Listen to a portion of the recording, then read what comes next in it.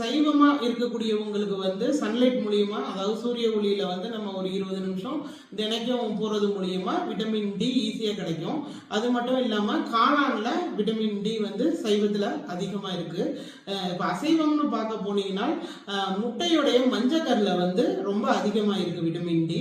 அது மட்டும் இல்லாம மத்தி மீன், சால்மன் மீன், இது எல்லாத்துலயும் இந்த மீன் வகைகள்ல எல்லாம் விட்டமின் டி ரொம்பவே அதிக பசி இருக்கக்கூடியவங்களுக்கு ஒரு உணவு சாப்பிட்டு கொஞ்ச நேரத்திலே திரும்ப ஏதாவது கொஞ்சம் சாப்பிடலாம் அந்த மாதிரி தோணக்கூடியவங்களுக்கு கண்டிப்பா அது வந்து புரோட்டீன் டெபிஷியன்சி ஒரு மிகப்பெரிய காரணமா இருக்கும். இந்த மாதிரி இருக்கக்கூடியவங்க சைவத்தை பொறுத்த வரைக்கும் மீன் மேக்கர் எடுத்துக்கலாம், முளை கட்டிய பயிர் எடுத்துக்கலாம், பன்னீர் எடுத்துக்கலாம்.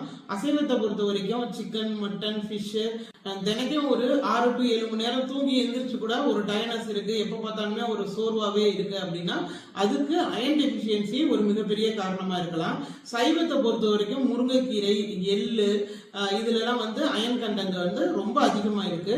அசைவத்தை பொறுத்த வரைக்கும் கோழி ஈரல், ஆட்டு ஈரல், இதுல எல்லாம் வந்து அயன் கண்டென்ட் ரொம்பவே. ஒரு சிலருக்கு அடிக்கடி கண்ணு, 2 கண்ணு இல்லாட்டி ஒரு கண்ணு துடிச்சுக்கிட்டே இருக்கும்.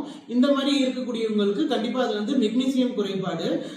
சைவத்தை பொறுத்த வரைக்கும் மெக்னீசியம் அதிகமா இருக்கக்கூடிய உணவுகள் அப்படின்னு பார்த்தா பூசணிக்காயில இருக்கக்கூடிய விதையில வந்து அதிகமா இருக்கு, பாதாம் பருப்புல ரொம்ப அதிகமா இருக்கு, எல்லா விதமான கீரைகள்லயுமே மெக்னீசியம் ரொம்ப அதிகமா இருக்கு. அசைவத்தை பொறுத்த வரைக்கும் ரொம்ப அதிகமா இருக்கக்கூடியது இந்த ஐல மீன், இதுல அதிகமா இருக்கு.